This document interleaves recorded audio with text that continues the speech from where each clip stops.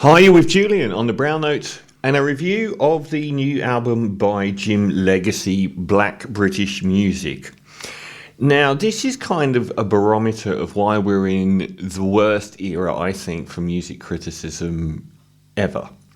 Because anything that comes out that ticks enough boxes gets critical acclaim, whether the music's good or not.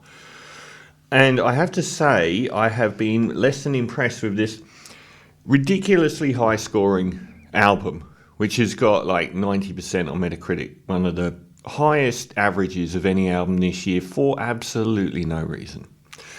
So I'll get this name wrong. James Folorenzo Ifeanyi Alaoye, aka Jim Legxacy, spelt rather nicely with an X, as in Legxacy, from Lewisham in London, which is a couple of miles from where I'm from, East Ham. It's, I think, his first proper album. He's done a couple of mixtapes. Now, it says it's the fourth mixtape, but I think most critics are handling it as an album. It kind of kicks off with this. It's a very wide-ranging, it's a semi-wide-ranging template of music which doesn't always get put together, but mixing lo-fi indie, rap music, soul music, R&B music, and, you know, the kind of abstraction that people like Frank Ocean and Bon Iver aim for, but not in a manner that's as good. For me, it kicks off with a lot of the tracks on here are around the 2-minute mark, and they don't really develop. So we just get a sort of Imogen Heap style, sort of fragmented spoken word intro. And not for the last time on the album, we get something that really reminds me of Kanye West around My Beautiful Dark Twisted Fantasy era. Sort of vaguely militaristic drum tattoos and chipmunk soul samples, which does tend to happen on quite a lot of the tracks on the album. Is my microphone in the right place? That's a bit better. So it's a decent beat, but it is a bit cringe, and cringe does come up on this album quite a lot. Again, same sort of Kanye vibe on the track 3, like the album title, Black British Music. Some of the titles of the tracks are good, but the songs in no way live up to that. So we get a track called New David Bowie, which has got about 10 writers on it. So I don't know if that's from the sample or what, but pretty vacuous lyrics as well. And another one that doesn't develop, it's like 2 minutes, 14 seconds. The fourth track, Sun.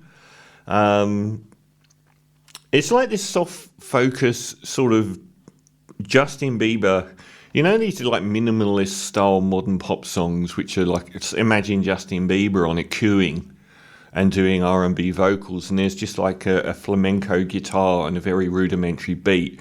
I get that vibe a lot on this, and I'm not a big fan of that. It's very bland music.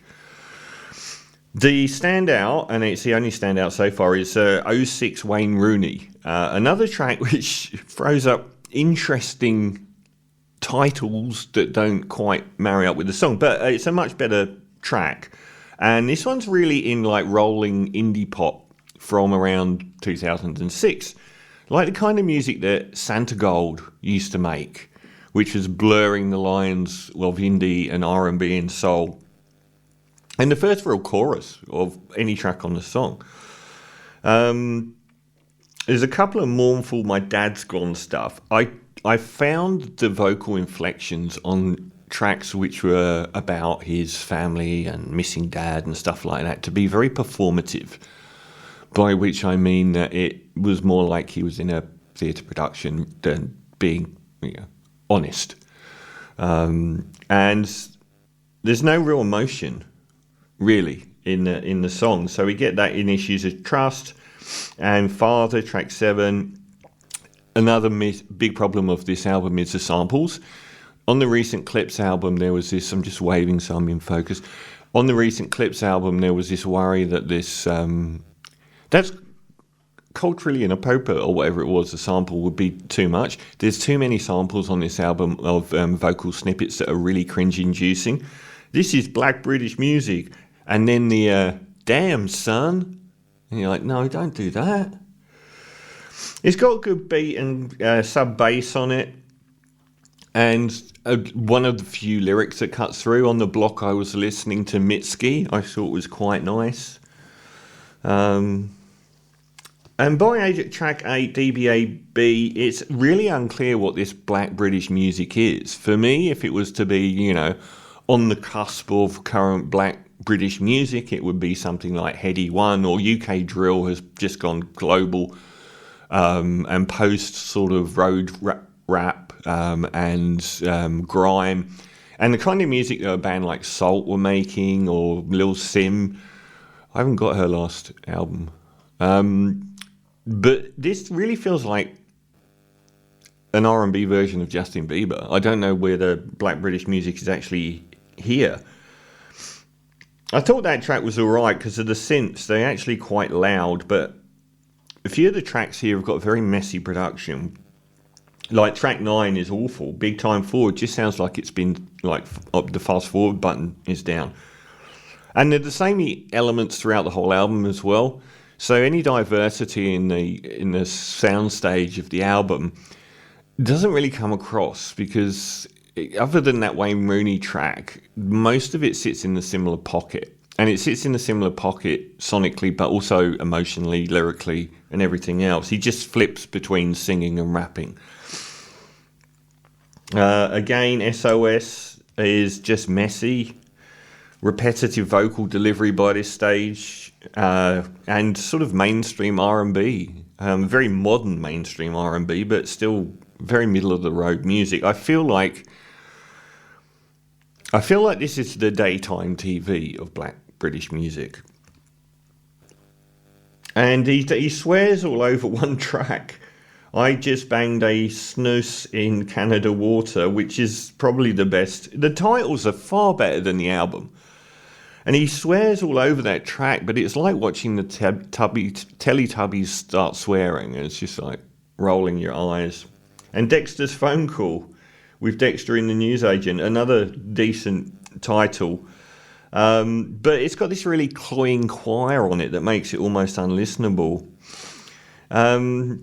It reminded me more of music by Drake, or the other one that came out was the British rapper Dave, who also got universal acclaim, and I might have even given good reviews to his previous 2 albums, but it's like the film that comes out just before the Oscars, and everyone thinks it's great, and then a month after the Oscars they're going, that was rubbish, like American Beauty or something, or 1917, or anything that Sam Mendes does. So overall I found this to be a very unpleasant experience. The guy's got talent. He can rap and he can sing and he can produce, and he's only 22 years old, but like the level of critical acclaim given to this album is so beyond the quality of the music on it that it's clear that music critics today are the most terrified little lambs going, because if anything to do with race or sexuality or gender is involved in the music, they automatically give it a great review. And I found this actually quite challenging to listen to. It's very mainstream. It's very Justin Bieber. It's very sort of like the Dave albums, just after the fact, they were just too performative. It's almost like you got someone at an open mic night with a guitar that is just trying way too hard to be cool. So I did not like the Jim Legxacy album. And I didn't think the concept of black British music, which was an easy one to slam dunk, especially if you got his production chops, it just felt like American mainstream R&B most of the time. And any little toe dips into like indie and folk and stuff like that are so tepid. So I'm going to give Jim Legxacy black British music a whopping 3 out of 10.